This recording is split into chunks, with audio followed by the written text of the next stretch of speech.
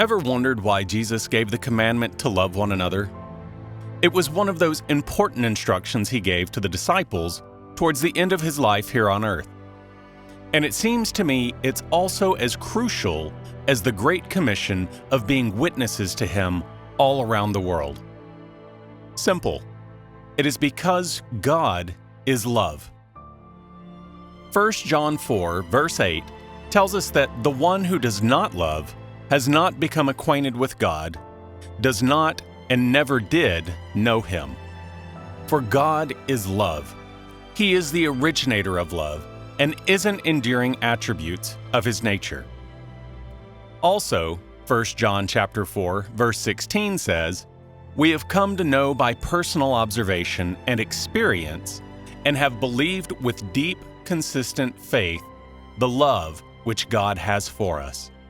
God is love, and the one who abides in love abides in God, and God abides continually in him." God does not give love or show love. He really is the real deal called love.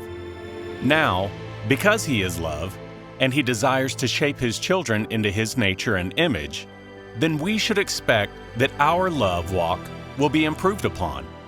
And in case you're screaming silently, "But I have tried," it isn't as easy as it sounds, then brace yourself to receive God's love first. Loving people is so easy when we have first received the love of the Father. And this is a continuous process. Why is God so big on love in the Bible? Most especially in the New Testament, it almost seems like everywhere we turn, there is a commandment to love. The nature of love. 1. Love is the core. The Christian life of walking with God has its very core, love. For even faith works by love, and it is easier to walk in faith when we are secure in the love of the one we trust, Jesus. It really is a big deal if Jesus says it should be the way. John 13, verses 34 and 35.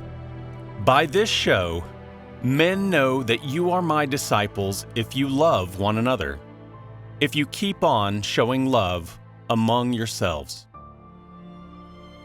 2. We should pursue and seek love.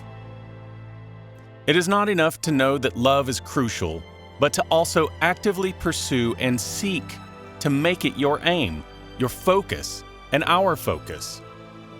Pursuit is necessary because love does not come easy.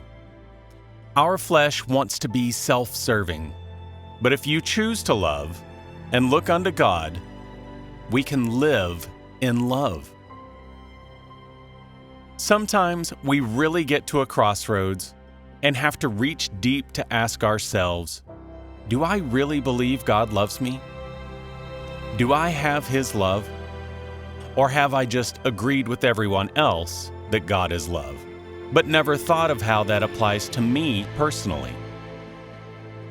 That is when we will find out whether we have his love or not. This is when we can give love to others easily, for we love because we were first loved. 4. Love is patient. Do you know that the devil loves so much for us to lose our peace, and the easiest way to do that is to get us to be impatient all the time? Patience with weakness and others, patience with holding on to a word in scriptures. Whatever the circumstances, it will be wise to develop these particular characteristics of God's kind of love, because if we do not, the enemy will take advantage of our impatience to steal our peace. 5. Love is self-sacrificing. Has Christ made us free? Yes. And where God's Spirit is, there is liberty? Yes. But Christ has made us free not to live for ourselves, but so that we can use this unique kind of freedom to serve others and be a part of making their lives meaningful.